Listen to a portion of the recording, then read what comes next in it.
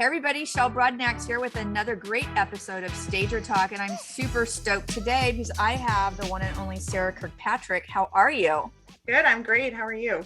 Fantastic. So Sarah, you won a little award this year. Can you tell everybody which one you won? Yeah, I won the Rising Star Occupied Award.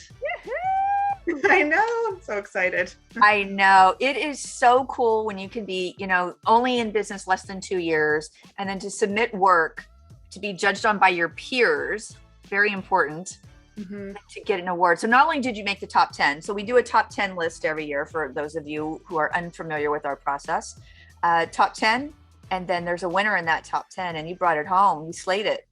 Yeah, I was actually in a locked room, like the escape rooms, and I knew that the presentation was on while I was in there, and I came out and saw all the messages. So the world told me that I won, and I was like screaming in the locked room, like, I got it. And that is so awesome. I love hearing about how people found out about it, and it changes your business. I think a lot of the times what I hear back from so many people that once they win one of these awards, it's like the next year they follow up with me within like 6 or 7 months. And they're like, my business exploded. I moved into a warehouse. I tripled my business. We bought trucks. I got 4 new hires. Just all these great things start happening. And then I think to myself, what's the connection with that? And I'll tell you what I think. You tell me what you think it's going to be. And has anything started to change with you, the way that you feel? I think it's a confidence thing.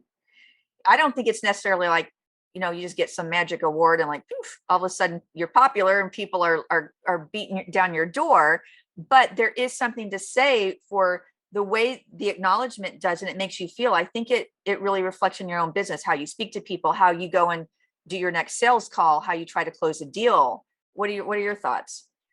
So the big thing for me was that I actually own a marketing company. And when I won, I had been kind of doing this like I wanted to start.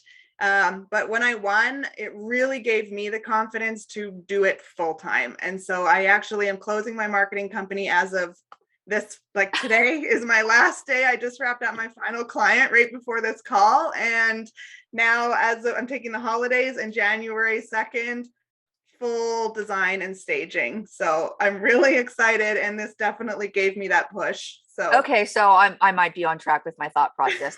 That's pretty cool. Yeah. So I'll either say you're welcome or I'm sorry.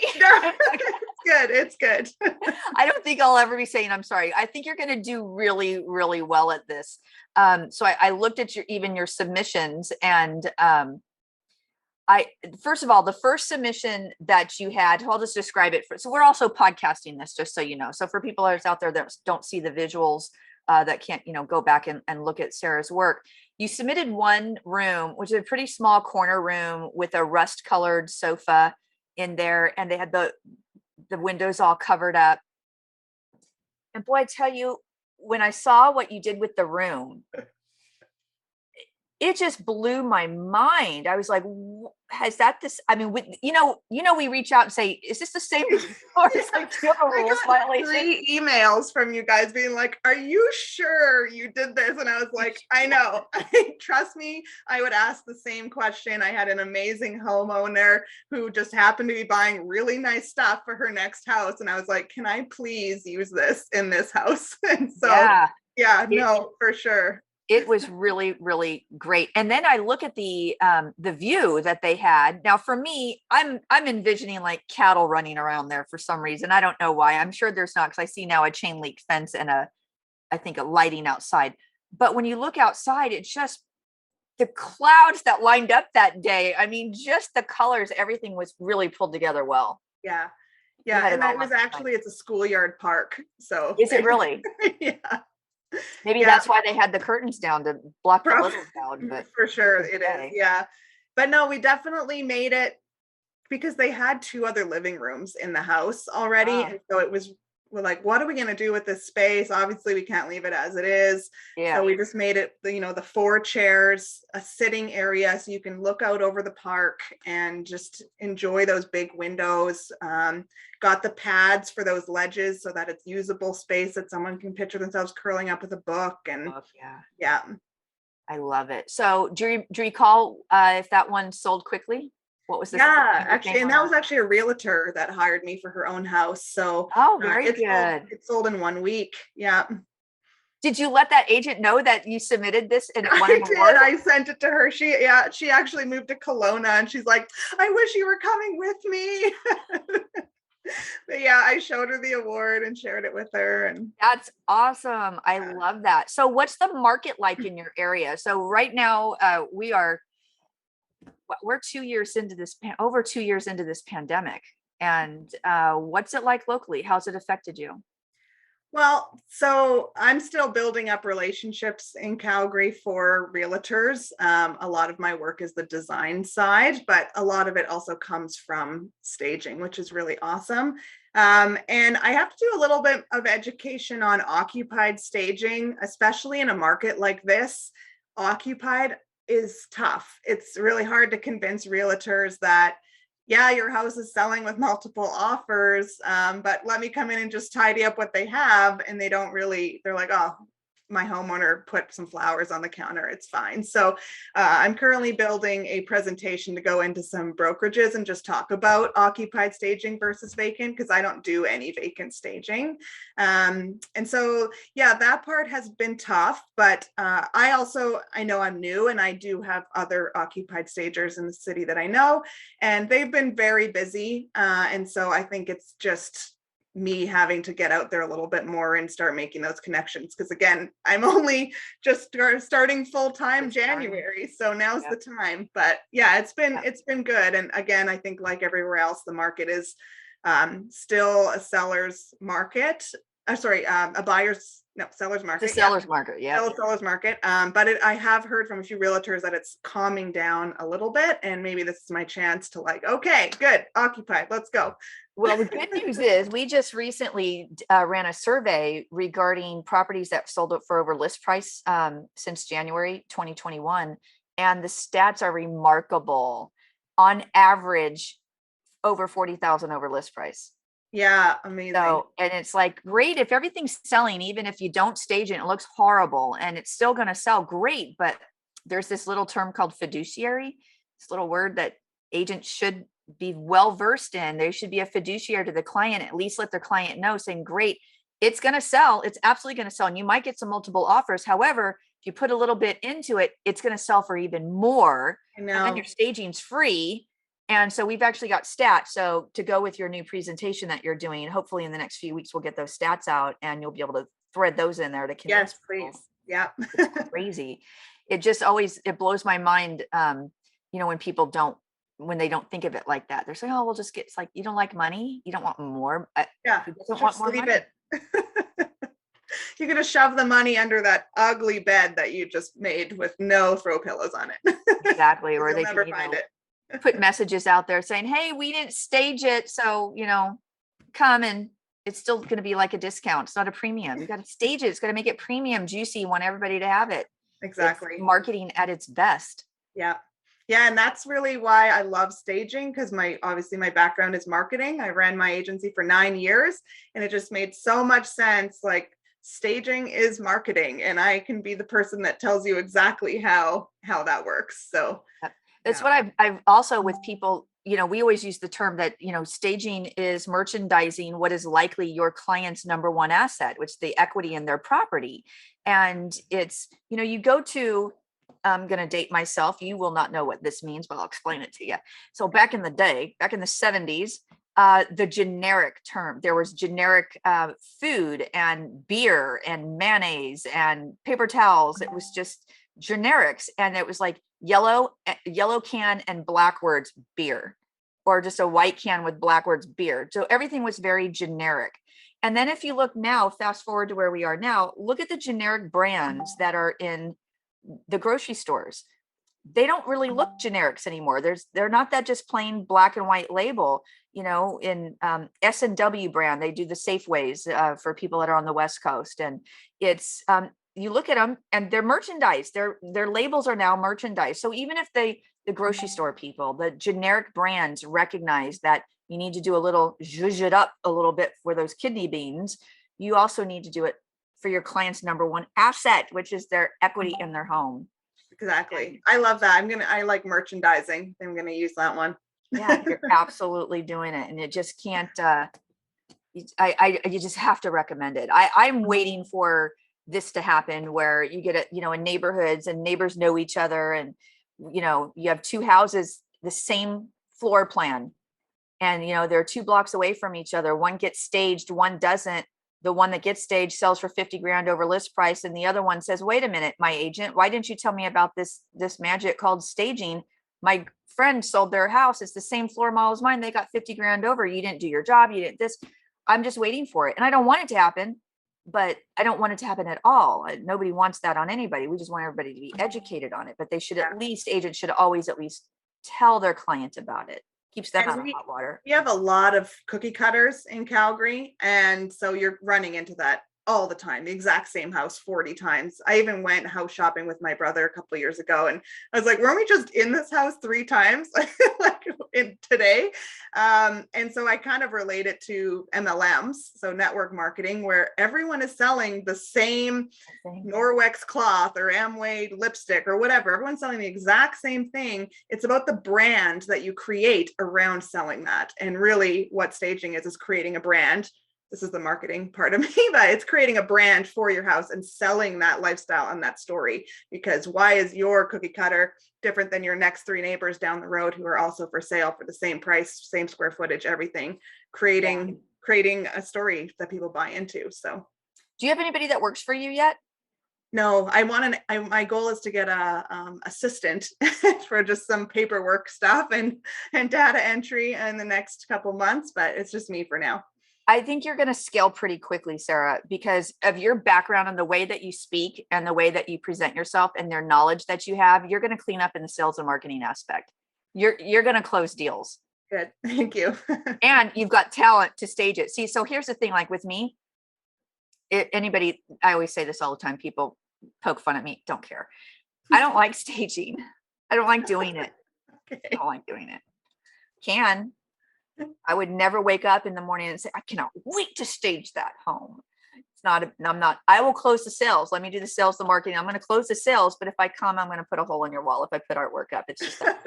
So you at least have both sides of the talent. So you're going to do well. I think you're going to scale pretty quickly, actually. Good. I'm glad. Yeah. And I'll follow up with you in a year and see where you're at. Yeah, please do. Yeah. Once I've actually had a time to build the plan out and launch it properly. So digest it all. Got to tend to the garden a little bit, but I think it's going to be great. Yeah. And that's really why I like occupied staging. I don't want to do vacant staging, and people are like, oh, why don't you? I get a lot of inquiries for vacant, and I have some good referrals that I pass them on to, but I want to do what I love, and I love occupied, and I really like taking what people already have, because I think it builds relationships really well. Also, it's kind of like my business is built on a circle. If I show people what their stuff can look like, then they can hire me for designing their next house. So by using what they already have and showing them how beautiful it can be, they can do that. And then I'm also planning to launch a online consignment store for decor for my clients. So what they don't want to keep, I will consign for them. And then it all, I can sell it off to my other design clients, and it's all here. It's on these papers. And the holidays. Brilliant. Yeah. That is totally brilliant. I love that. No one take my idea. Yeah. Well, no, I should edit that out. No. I love collaborating. So, but I love that. I think that's going to work really well for you. And it does take, there's a big skill set that's involved in taking the occupieds to be able to use what your client has and to repurpose it, move it from room to room. That's a talent that is really good to be able to have. So you're lucky that you have that. Yeah, I actually had the lady that I refer vacant stuff to all the time. I was in a huge pinch a couple of stages ago, and she came and helped me out, and she'd never done occupied before. And at the end of the day, she was like, Oh my God, that is like nothing I've ever done before, because it's a lot of running around. You don't get to pre-plan really what you're doing. You show up and you're like, okay, I think I saw this vase in that other room, and then that couch, that chair from over there could come here, and we were just like, doo-doo-doo-doo-doo. So yeah, it was a lot of fun, and I had no idea how different it was until she really at the end was like, oh my God, I'm never doing occupied. Yeah, so and I was like, good, I don't want a vacant. So yeah, I've always encouraged people, find somebody else, you know, because there are people that just want to work in the occupies. There's people that just want to do vacants. It's what people, their preference is, which is great because everybody's business models can be different. And now you found somebody where you can reciprocate information back or jobs back and forth to each other. What goes around comes around. I'm telling you, the more people you can help others become successful, the more successful you're going to become. Absolutely. Oh yeah, I love collaboration. So it is great. So when I make it out to the Calgary Stampede, I will come out, and then maybe I'll show up on one of your occupied stagings, and you can show me how you do it. I can show you. Yeah. show me how you contain the chaos. Yeah. I've done de-stagings with friends before, and I'm always amazed about the organization that comes into it. Because when I had my staging business, now when I started my career, I started out selling staging classes. So I started out, you know, consulting with people how to build your business and take this class and mentoring you and coaching you and doing all that type of stuff. And then as I was leaving, I thought, well, what a natural progression for me just to have a staging business. And so I ran it for 4 months. I had so much business that I didn't know what to do with myself. I couldn't find anybody else to come in and help do the staging. And I was like, I absolutely was like, I don't want this. Stop. I don't want it. And the de-staging aspect of it, I had partnered with, who is now my husband, who at the time was not. I don't know how he made it after what he did. Yeah. This man, I took him out, and I bought a truck, a U-Haul truck. We went out, we were loading up to de-stage one day because I needed his help. He went in and took all the blankets off the bed and went whoosh, wrap, threw them over the stairs of the 2-story house onto the ground, went out and threw them on the bottom of the U-Haul truck. The bottom. Bottom. I know he's alive. You're amazed, right? Yeah. I let him live. You married him. I married him. I've told him, I said, dude, there were times where you were on the catch and release program, and I don't know how I kept you around, but yeah. He's still here. Yeah. I fired him, but I fired him and then married him. You fired him, but you couldn't lose him, so you found a way. I married him. I kept him. And then I fixed him. And so now he's still here. So it's all good. It's all right. It's what it is. But yeah, you're amazed at, you know, the organization that it takes with people and how you have to do them. And I think I guess you really have to be organized on both sets, whether you're doing the vacants or the occupieds, but the occupieds are special. Mm-hmm. Yeah. And we just don't have I don't have a truck. I don't have the infrastructure. So my basement is currently full of decor because if I'm being honest, the reason I got into this is because I have a huge obsession with thrift shopping, and I would just buy and buy. And my husband was like, you can't just keep buying stuff. And I said, what if I made money buying it? So now I found a way to buy all the beautiful decor that I think is way underpriced and then rent it out. So I do occupied, but I offer additional bins of decor as needed to fill gaps in artwork and stuff. So yeah, I found a way to make it all work, man. And then when you market it, the fact that this is your niche, this is all you do, you are the expert in this, then you're the go-to person. Exactly. Yeah. Thrift shopping and occupied. Yeah. I like thrift shopping too. I love where I live. I live in the South now. I just relocated from California. So I'm in a small area called, what's Western North Carolina, but it's the Tryon Columbus area of North Carolina, which is like upstate South Carolina, right on the border. Okay. There's a lot of antiques out here. Yeah. A lot of old stuff, boy. And I just love it. I'll just go on a Saturday and just walk around and just look and not even buy anything just to look, but I love it. So that's what we'll do. We'll do the Calgary Stampede and then we'll go thrift shopping. We'll go antiquing. So there's a little town like an hour and a half from Calgary called Nanton, and it's all antique stores. And so we call it Nantiquing. Oh, there you go. Yeah. I love it. I'm into it. Good. All right. Well, it has been such a pleasure to chat with you. I really appreciate you taking a little time out of your day, and congratulations on the award and your success. You are one to watch in 2022. I think it's going to be a good year. Oh, I know it is. I mean, I'm definitely ready to put everything behind. I know right now we're talking about everything increasing right now. It's like, please don't. But 2022, I think, is going to be pretty darn prosperous for everybody. So you're going to be one to watch, and I can't wait to see what you do. Thank you so much. Thanks for being with me. For everybody else, this is another episode of Stager Talk. Signing off until next time.